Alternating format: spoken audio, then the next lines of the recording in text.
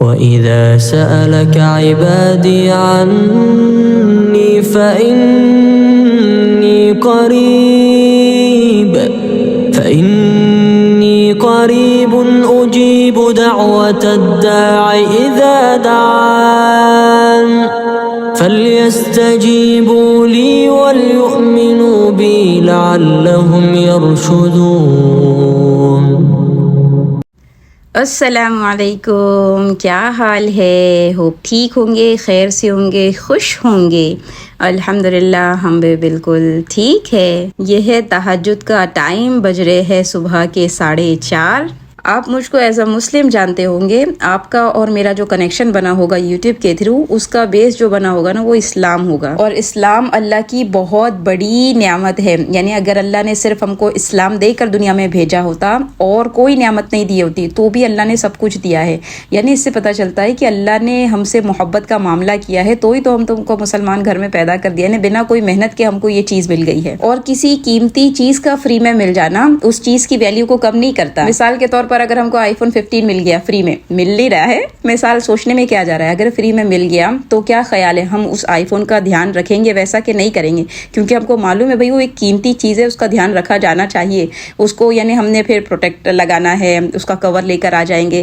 यानी कीमती चीज़ फ्री में भी मिली है, लेकिन उसका केयर वैसे ही करते हैं जैसी कीमत से लेने के बाद की जाती है। तो फ्री में ईमान तो मिल चुका है, अल्लाह का लाख शुक्र और करम है। लेकिन अब हमारा क्या काम है, उसके ऊपर मेहनत करना। अगर हमने उस पर मेहनत नहीं की तो फिर वो कीमती चीज़ हमसे, उसकी वैल्यू हमारे नज़दीक ख़त्म हो जाएगी और हमको पता भी नहीं चलेगा। जैसे किसी बच्चे के हाथ में अगर आप iPhone 15 दे देंगे ना, उसको उसकी कीमत नहीं पता, वो किधर भी फेंक देगा। तो वैसे ही जब इंसान को पता होगा कि ईमान कितनी बड़ी नियामत है, दौलत है, तो फिर उस पर अमल करने की वो कोशिश करेगा। अल्लाह हम सबको ईमान की कीमत समझने की तौफीक अता फरमाए और फिर उस पर अमल की तौफीक अता फरमाए। हुमी, ओ हुमी, फजर बेटा उठ जाओ, करा सोन। पनामा में आज इंडिपेंडेंस डे है तो बच्चे आराम से उठ नाश्ता वाश्ता कर रहे हैं। तो मैं नाश्ता बनाऊंगी। नाश्ते में आज मैं बना रही थी नमकीन पूरियाँ। बड़ी अच्छी और खस्ता बनती है, इस रेसिपी से ट्राई करिएगा।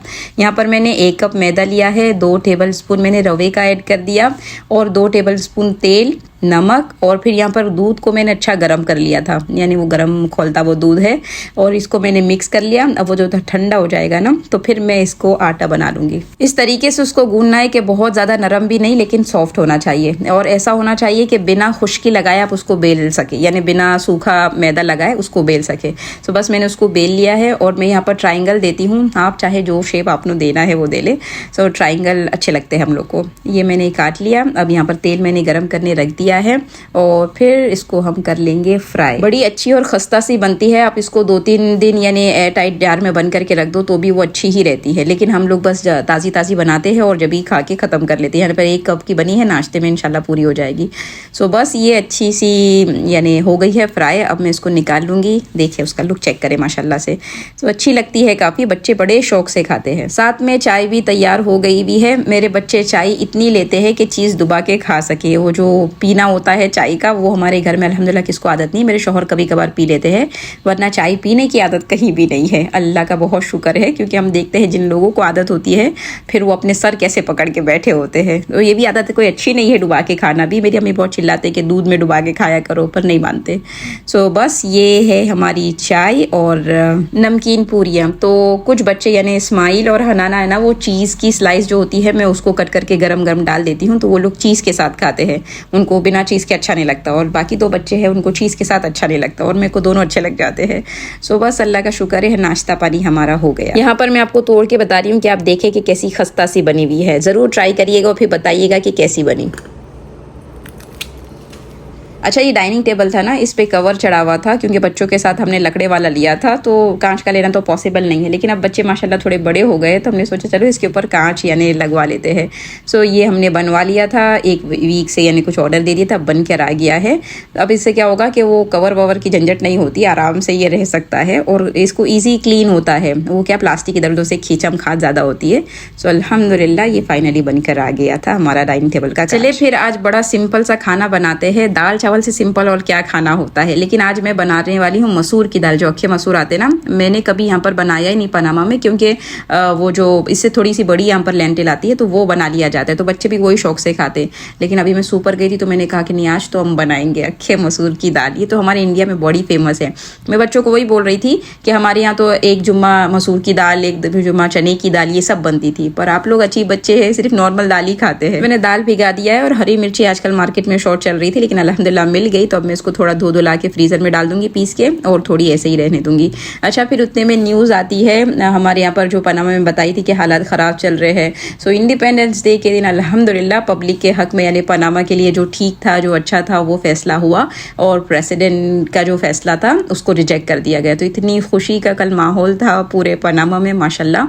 अल्लाह ऐसे ही बरकरार रखे, हर कंट्री को उसका सुख और लोगों को उनकी खुशियाँ दिखाए। तो पनामा में डबल इंडिपेंडेंस बनाया जा रहा था, एक तो जो ओरिजिनल है वो, और दूसरा ये सुप्रीम कोर्ट ने जो फैसला कर दिया उसके हक में।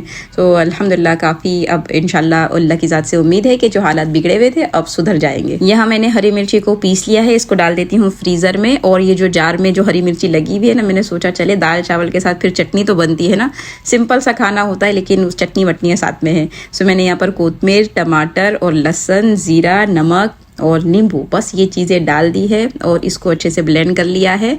हमारी मज़ेदार सी चटनी तैयार हो गई है। दाल चावल के साथ खाए मज़े ही मज़े हैं। मुझको लगता है हर इंडियन को चटनी का बड़ा शौक है। आप बताइएगा आपको चटनियों का शौक है कि नहीं। चले फिर अब मैं बना रही हूँ अक्खे मसूर की दाल। यहाँ पर मैं इंस्टेंट पॉट में बना रही हूँ। मैंने तेल ऐड कर दिया, थोड़ा सा तेज पत्ता, ज़ीरा और लौंग और काली मिरी, ये सब ऐड कर दिया, और चॉप की भी यहाँ पर प्याज, और साथ में लहसुन भी थोड़ा सा ऐड कर दिया। लहसुन का फ्लेवर अक्खी लाल मसूर में बहुत ही अच्छा लगता है, कोई भी दाल में लहसुन ज़्यादा अच्छा लगता है। सो बस इतना, मतलब थोड़ा फ्राई कर लिया है हल्का फुल्का। और यहाँ पर मैंने, क्योंकि कैमरा बराबर वो स्टैंड नहीं है, इसलिए साइड कैमरे से सब करना पड़ता है।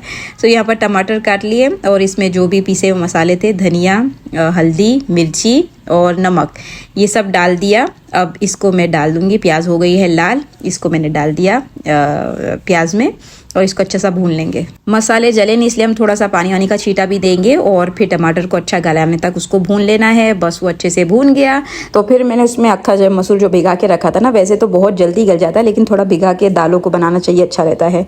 सो बस उसको डाल के अब अच्छे से भून लिया है। और साथ में देखें यहाँ पर सादे खाने को अच्छा कैसे बनाए, तो यहाँ पर मैं आलू भी फ्राई कर रही हूँ, इसकी रेसिपी मैंने पहले शेयर की थी। और फिर ये भून गया तो फिर मैंने इसमें पानी डाल दिया और 15 मिनट का प्रेशर दे दिया।